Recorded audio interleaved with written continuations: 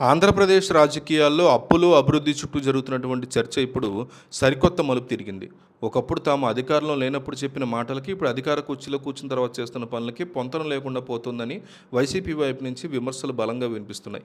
ముఖ్యంగా ముఖ్యమంత్రి చంద్రబాబు నాయుడు వేదికల మీద గత వైఎస్ఆర్ కాంగ్రెస్ పార్టీ ప్రభుత్వం మీద, జగన్మోహన్ రెడ్డి మీద అప్పుల పేరుతో తీవ్ర విమర్శలు చేశారని, జగన్ రాష్ట్రాన్ని తాకట్టు పెట్టారని, మద్యం మీద అప్పులు తెచ్చారని చెప్తున్న మాటలు ప్రజల్లో చర్చకి దారితీసాయి అప్పట్లో. అయితే వేలు చూపించి వేరొకరిని విమర్శించే ముందు ప్రస్తుత కూటమి ప్రభుత్వం చేస్తున్న పనులు కూడా గమనించాలని వైసీపీ తీవ్ర విమర్శలు గుప్పిస్తోంది ముఖ్యమంత్రి మీద. అప్పట్లో జగన్ని అప్పుల బాబు అని విమర్శించిన వారే ఇప్పుడు అధికారంలోకి వచ్చిన కొద్ది నెలల్లో చేస్తున్న అప్పుల కథ ఏంటి అనే ప్రశ్నలు వినిపిస్తున్నాయి. గత ప్రభుత్వంలో ప్రతి పైసాకి లెక్క గడుతూ దాన్ని అడుగుతూ పత్రికల్లో కథనాలు రాయించిన వారు ఇప్పుడు అధికారంలో ఉండి అంతకంటే వేగంగా అప్పులు చేస్తూ ఉండడం గమనార్హం అంటోంది వైసీపీ. ప్రస్తుతం కూటమి ప్రభుత్వం వచ్చిన మొదటి 5-6 నెలల్లోనే బహిరంగ మార్కెట్ నుంచి, వివిధ ఆర్థిక సంస్థల నుంచి తెచ్చిన అప్పులు చూస్తే ఆశ్చర్యం కలగక తప్పదు. నెలకి సగటున 6,000 కోట్ల నుంచి 8,000 కోట్ల రూపాయల వరకు అప్పులు చేస్తూ పోతున్నారు.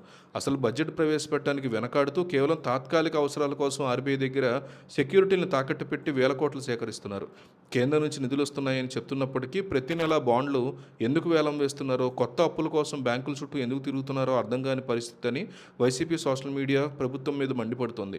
అప్పు చేయడం ఒక ఎత్తు అయితే, ఆ తెచ్చిన డబ్బుని దేనికి వాడారు అనేది అత్యంత ముఖ్యమని, జగన్ 5 ఏళ్ల పాలన గుర్తు చేసుకుంటే ఆయన అప్పులు చేసిన మాట నిజమే అయినా ఆ డబ్బు నేరుగా పేదవాడి బ్యాంక్ ఖాతాల్లో డీబీటీ రూపంలోకి వెళ్ళిందని, అమ్మఒడి రూపంలో లక్షలాది మంది తల్లుల ఖాతాల్లోకి, చేయూత మరియు ఆసరా రూపంలో అక్క చెల్లెముల కుటుంబాలకి ఆసరాగా నిలిచిందని, రైతు భరోసాగా మారి అన్నదాతకు పెట్టుబడి అయిందని, అప్పట్లో కోవిడ్ మహమ్మారి వల్ల ప్రపంచం అంతా లాక్డౌన్లో ఉండి ఉపాధి లేక ప్రజలు అల్లలాడుతుంటే ఆర్థిక చక్రం స్తంభించిపోకుండా పేదవాడి చేతికి డబ్బులు అందించి వారి ప్రాణాలను కాపాడింది ఆనాటి అప్పు అని వైసీపీ చెప్పుకుంటోంది. అంతేకాకుండా జగన్ తెచ్చిన అప్పులు కేవలం ఉచితాలకే పరిమితం కాకుండా రాష్ట్ర వ్యాప్తంగా 17 కొత్త ప్రభుత్వ వైద్య కళాశాలలు నిర్మాణం అయ్యాయని, 3 భారీ పోర్టులు మరియు 4 సీ పోర్టుల పనులు శరవేగంగా సాగాయని, నాడు నేడు కార్యక్రమం ద్వారా ప్రభుత్వ పాఠశాల రూపురేఖలు కూడా మార్చడానికి ఆ నిధులు ఖర్చు అయ్యాయని, అంటే గత ప్రభుత్వం చేసిన అప్పు మానవ వనరుల మీద, పేదవాడి భవిష్యత్తు మీద చేసిన పెట్టుబడిగా కనిపిస్తోందని, అయితే ఈ ప్రభుత్వం ఏం చేస్తోందని వైసీపీ తీవ్రంగా ప్రశ్నిస్తోంది.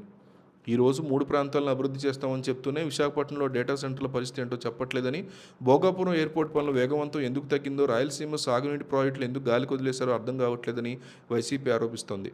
రాష్ట్రానికి 23 లక్షల కోట్ల రూపాయలు పెట్టుబడులు వస్తున్నాయని చెప్పినటువంటి ప్రభుత్వం దాని గురించి ఎందుకు పట్టించుకోవట్లేదు అంటూ కూడా తీవ్రమైనటువంటి విమర్శలు గుప్పిస్తోంది. అయితే ఈ విషయాన్ని అబ్జర్వ్ చేసిన తర్వాత కేంద్రం జగన్ వైపు అడుగులేసే అవకాశాలు ఉన్నాయని, రానున్నటువంటి ఎన్నికల్లో పొత్తు కోసం కేంద్ర పెద్దలు జగన్ వైపే అడుగులు వేస్తారు అని వైసీపీ సోషల్ మీడియాలో ఒక రకమైనటువంటి పుకారా నుండి, గుసగుసల నుండి కన్ఫర్మేషన్ లేని ఒక న్యూస్ చాలా తీవ్రంగా వైరల్ అవుతుంది.